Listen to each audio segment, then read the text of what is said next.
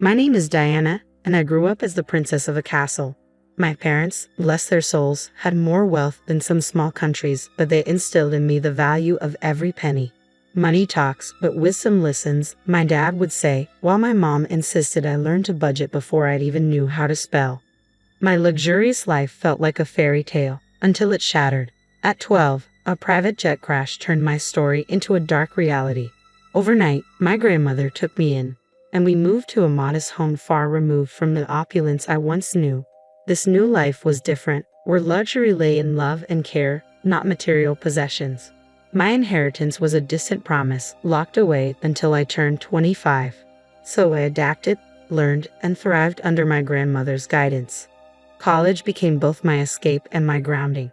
That's where I met Alex. He was as far from my world as one could get. A scholarship kid with a heart of gold and a wit sharp enough to cut through any pretense. We clicked in a way I never expected. Bringing him home to meet Grandma was nerve-wracking. I hadn't told him about my money. Better he doesn't know, at least not yet, Grandma advised, and I understood her wisdom. I wanted Alex to love me for who I was, not for my bank account. Grandma, this is Alex, I introduced them, feeling my stomach knot. Nice to meet you, ma'am, Alex said, extending his hand, which Grandma shook warmly. Sit, she urged, her eyes twinkling as she observed Alex's nervousness. So you're the young man who's stolen my granddaughter's heart. Alex blushed, a sheepish grin spreading across his face. Ah, I guess you could say that, ma'am. We sat down, and the conversation flowed more easily than I had dared hope. Grandma shared stories of my parents and my childhood that made Alex laugh and look at me with a warmth that swelled my heart. You've got a good one here, Grandma said, nodding at me while looking at Alex. Takes after her mother, strong and kind. But don't let her fool you, she's got a bit of mischief in her too. I can see that, Alex chuckled, squeezing my hand under the table. The evening continued with laughter and shared stories, and Alex blended into our world as if he had always belonged. He even helped Grandma with the dishes afterward, and I felt certain I had made the right choice in bringing him into my life. As we walked out later, Alex turned to me, a serious look on his face. Your grandma's amazing, you know. Hearing about your parents and your life makes me feel like I understand you more. I nodded, a lump forming in my throat. I'm glad, Alex. There's a lot more to me than meets the eye. He smiled and pulled me into a hug. I'm here for all of it, every layer. It doesn't matter what's in your bank account, it's you I care about. I hugged him back tighter than ever before, feeling a rush of trust. But I also knew the weight of the secret I was keeping, a delicate balance I hoped wouldn't tip. The ride to Alex's parents' house was quiet, filled with a silence thick enough to cut through. I could tell Alex was nervous, his grip tightening on the steering wheel. Are you sure you're ready for this? I asked, trying to break the ice. Yeah, just, my mom can be a bit much. Don't take anything she says to heart, okay? His attempt at reassurance fell short. As we pulled up to the grand, imposing house, my stomach twisted into knots. This was it, no turning back now. We barely made it through the door when Alex's mom, Gloria, made her entrance. Her eyes landed on me like laser beams, sizing me up in a way that made my skin crawl. So, this is the girl you've been hiding, she said, her voice as cold as the marble floors. Mom, this is Alex, he started, but Gloria waved him off. I know who she is. Come, let's sit. I've prepared some tea. Gloria's command was firm, and I felt compelled to follow her as she led us into a living room that felt more like a showroom than a home. Once the tea was served, Gloria wasted no time getting to the point. I hear you were raised by your grandmother. Must have been quite a humble upbringing, she remarked, the word humble dripping with condescension. I clenched my jaw, fighting to remain calm. It was my grandmother who taught me valuable life lessons, important things, not just fluff. Gloria smirked, her lips curling slightly. And your parents? Gone too soon, I hear. Tragic, really. How does one cope without proper guidance? Alex jumped in, clearly uncomfortable. Mom, that's enough. Let's not. It's okay, Alex, I interrupted, feeling a surge of defiance. Yeah, my folks are gone, and it was tough. But I got through it. It made me who I am. Gloria sipped her tea, her gaze unwavering. Interesting. And what about your future, dear? Any plans, or are you just riding along on my son's coattails? That's done. I took a deep breath, reminding myself why I was there. I've got plans, big ones. And I don't need to ride anyone's coattails to make them happen. The air was thick with tension, and I could feel it tightening around us. Alex, bless him, tried to change the subject. Mom, let's not do this. We're here to enjoy each other's company. Gloria set down her teacup with a deliberate slowness. I'm merely trying to understand the woman my son has chosen. You can't fault a mother for caring about her child's future. It felt like a never-ending tug of war where neither side was winning. Just when I thought I couldn't endure any more, Alex's sister Lily made her entrance. Her curious eyes held an edge of judgment that mirrored their mother's. So, you're the famous girlfriend. Heard a lot about you, though not all of it good, Lily said, her voice dripping with disdain. I opened my mouth to snap back, but Alex stood up. That's enough. Both of you, we came here in good faith to share a part of our lives with you. If you can't respect that, then maybe we should leave. The rest of the visit was painfully awkward. Conversations felt forced, and every laugh was a little too loud. Yet Alex held my hand under the table, a silent promise that we were in this together. As we left, I couldn't shake the mix of relief and frustration churning inside me.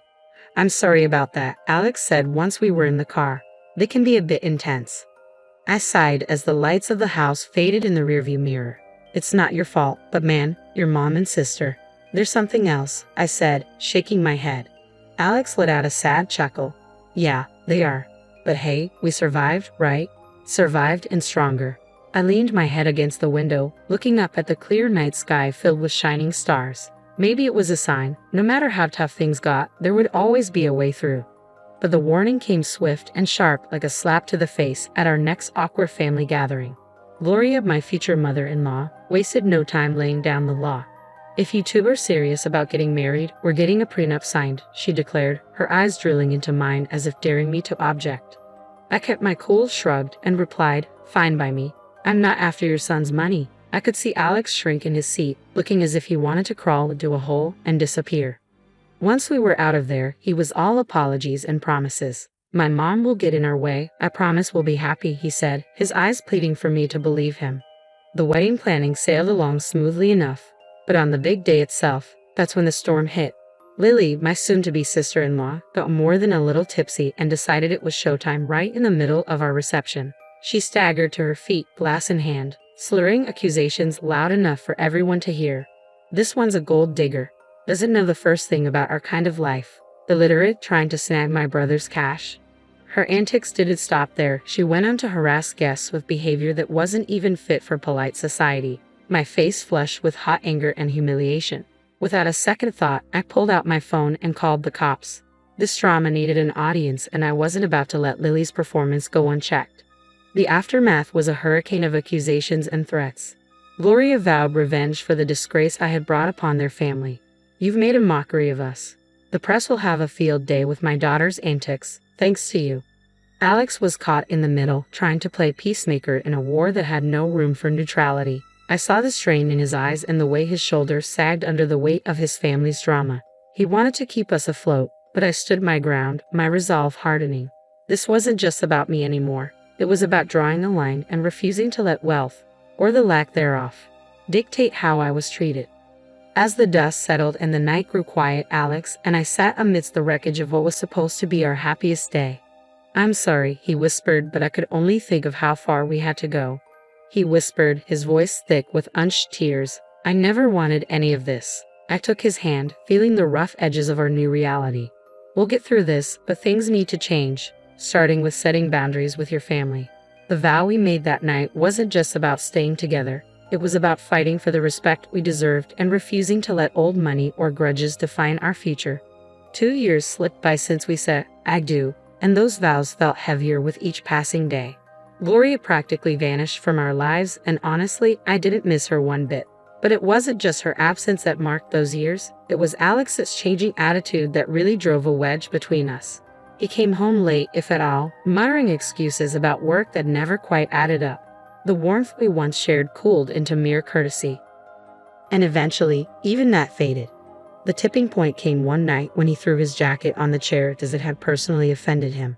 You know, he said, I could have done better, married someone with a bit more class, more in line with my circle.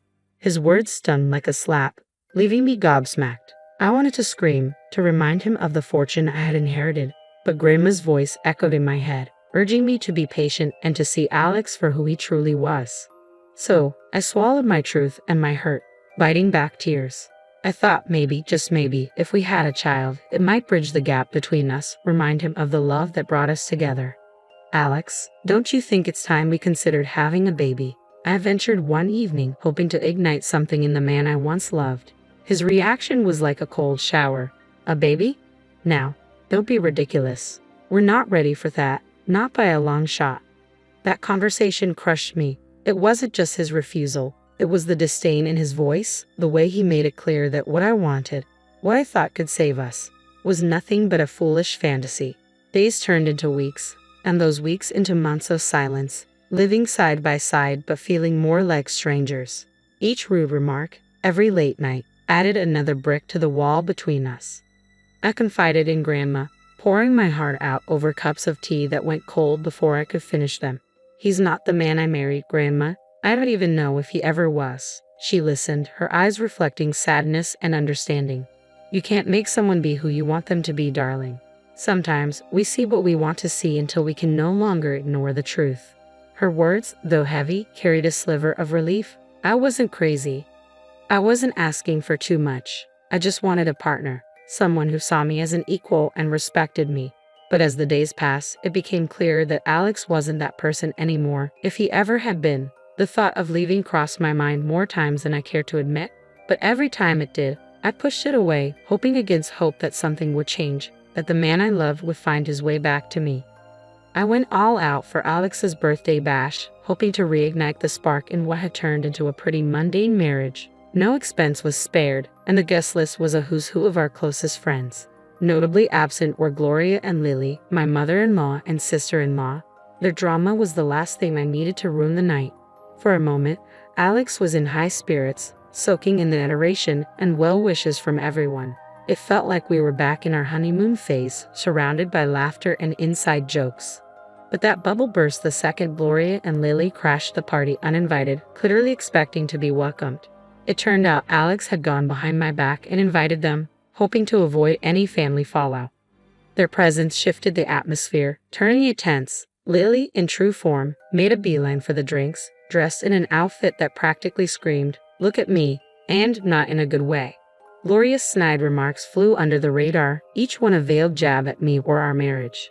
As the night wore on, Lily's antics escalated, fueled by champagne and a desperate need to be the center of attention. She launched into a rant about how I didn't fit into their family, how I was unworthy of their name. It was a mess, and Alex was nowhere to be found, too busy playing the good son to notice the circus unfolding around him. The climax of the evening came when Lily, a few sheets to the wind, decided to air out some dirty laundry. Waving around some documents, she slurred out insults, each word cutting deeper. The spectacle ended with her stumbling into the pool, documents flying everywhere, turning what was meant to be a celebration into chaos. I rushed over, driven more by curiosity than concern, and began gathering the scattered papers. My heart sank as I pieced together the truth. They were divorce papers signed by Alex. Each signature felt like a punch to the gut, a betrayal that left me numb. Standing there, the reality crashed over me. My husband, the man I had promised to spend my life with, had decided our journey was over without even a word. The party around me faded into a blur as I clutched the documents, Alex's signature glaring up at me, confirming what I didn't want to believe.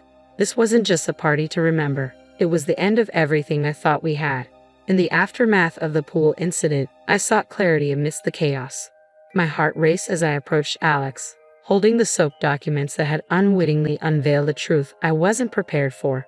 "Alex, what's this about?" I demanded, my voice stronger than I felt as I thrust the divorce papers toward him. Before he could respond, his mother interjected, her smugness making my skin crawl.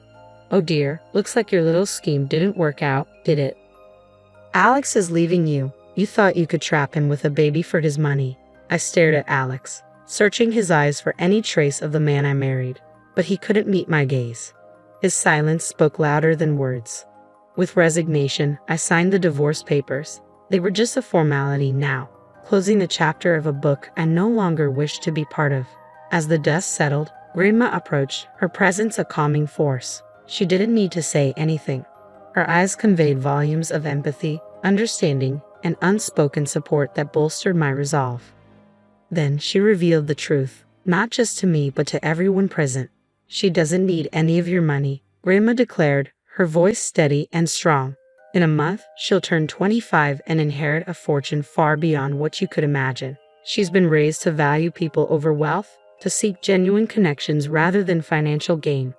The room fell silent, the weight of her words hanging in the air. Gloria's face shifted from smugness to shock, then to a desperate greed as she scrambled to backpedal, her apologies transparent and insincere. Alex, too, suddenly seemed eager to rewrite the narrative, insisting his intentions had never been to hurt me, that he was merely influenced by his mother. But it was too late. The veil had been lifted, revealing the stark reality of our relationship and the motivations behind it. I met their apologies with a quiet smile, not out of forgiveness, but from a newfound inner peace that came from understanding my worth, independent of the wealth that awaited me. "You've shown me your true colors," I said, my voice imbued with strength. "And as for surprises, well, I've prepared another one for you." At that moment, a loud honk echoed through the tension outside. A sleek luxury car rolled up to the gate, the one I had secretly bought for Alex as a surprise. The irony wasn't lost on me. I couldn't help but let out a bitter laugh as I excused myself to step outside and confront the final act of this drama. There it was, the epitome of luxury on four wheels, a symbol of the love I thought we shared, now just another piece in the game of pretense and betrayal. Without a second thought, I slid into the driver's seat, the leather cool and unyielding beneath me, much like my resolve. Grandma, ever my rock, joined me, her presence a silent testament to the strength and dignity that ran in our blood. Turning to face the house, I felt ready to take the next step. I spotted Alex and his mother at the door, their expressions a mix of confusion and disbelief. "From now on, everything goes through my lawyer," I called out, my voice clear and stripped of the warmth it once held. "And don't worry about my stuff. I'll have a courier pick it up." Their faces, once smug and self-assured, transformed into a portrait of realization and loss, not just of the wealth they coveted, but of the person they had underestimated. With that, I turned the key in the ignition, the car's engine purring to life, a sweet sound that promised freedom and new beginnings. Grandma and I exchanged a look, a silent agreement that this was the first step toward a future unburdened by deceit and manipulation. After the revelations and dramatic exits, the air felt clearer, as if the truth had not only exposed their greed but also cleansed the path ahead. It wasn't long before the first test of my newfound resolve came knocking, or rather, calling. The phone rang, its shrill tone slicing through the calm like a knife. On the other end was none other than Lily, her voice dripping with an unfamiliar sweetness. "Hey, I just wanted to clear the air between us. We're practically the same age, right? We could be friends." I couldn't help but let out a short, disbelieving laugh. The contrast between her sugary tone and the disdain she usually exuded was striking. "Friends?" I echoed, the word feeling foreign. "You mean like how friends don't badmouth each other at parties or try to humiliate each other in front of everyone?" There was a pause, and I imagined the gears turning in her head as she searched for a response. "Well, you know, water under the bridge and all that," she attempted feebly. "Water into the pool, you mean?" I shot back, unable to resist the jab. The silence that followed was telling. It was clear my refusal to play along had derailed her plans. "Fine, be that way," she snapped, her veneer of niceness crumbling. "You'll regret this." I hung up, feeling a mix of amusement and sadness, a stark reminder of the facades people wear and the lengths they'll go to when faced with the consequences of their actions. The temptation to retaliate lingered, a nagging thought in the back of my mind. I posted a video on social media of her falling into the pool, and it went viral like wildfire. Within an hour, 1,000 people had liked it. My sister-in-law became an internet sensation. She tried to call me, demanding I take it down, but I just blocked her. I was done with her fake sweetness and nasty attitude. A week later, my phone rang with a number I knew all too well. It was Gloria. Her voice was unnaturally sweet, offering an olive branch she hoped I would grasp. "Let's put the past behind us for Alex's sake. Can't we reconcile?" she suggested, as if the wounds were mere scratches that could heal with a band-aid of words. "No, Gloria, that ship has sailed," I replied, firm but not unkind.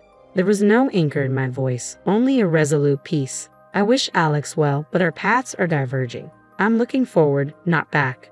Not long after, Alex made his own attempts at reconciliation. One morning, I found a bouquet of flowers on my doorstep, the card bearing a simple, "I'm sorry. Please come back." The sight of them sparked more anger than affection. Without a second thought, I tossed them into the trash. His efforts didn't stop there. He showed up unannounced, hoping to talk things through, but I wasn't the same person he had left behind. His presence, once a source of comfort, now felt like an intrusion. One evening, as he made yet another uninvited appearance, I met him at the door with a resolve as hard as steel. "If you don't stop this, I'm going to the police," I warned, my voice steady and firm. "Your apologies can't undo what's been done. It's over, Alex. Really, it's over."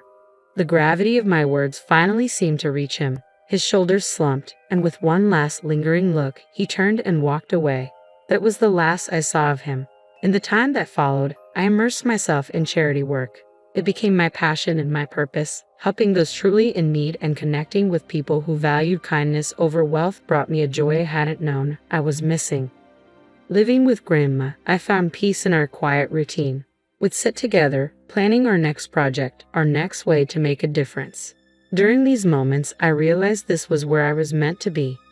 I had no illusions about the road ahead. It would be fraught with challenges, perhaps even heartache. But I also knew it would be filled with joy, moments of unbridled happiness, and the kind of love that enriches the soul. So I live my life looking forward, not back. I work, I help, and I hope. I believe in a future where I'll find true love, not defined by wealth or status, but by genuine connection. And yes, one day I'll have those 3 beautiful children I dream of. For now, though, I'm content, building a life of purpose surrounded by love that asks for nothing in return. This isn't just the end of a chapter, it's the beginning of a whole new book, and I'm the one writing it.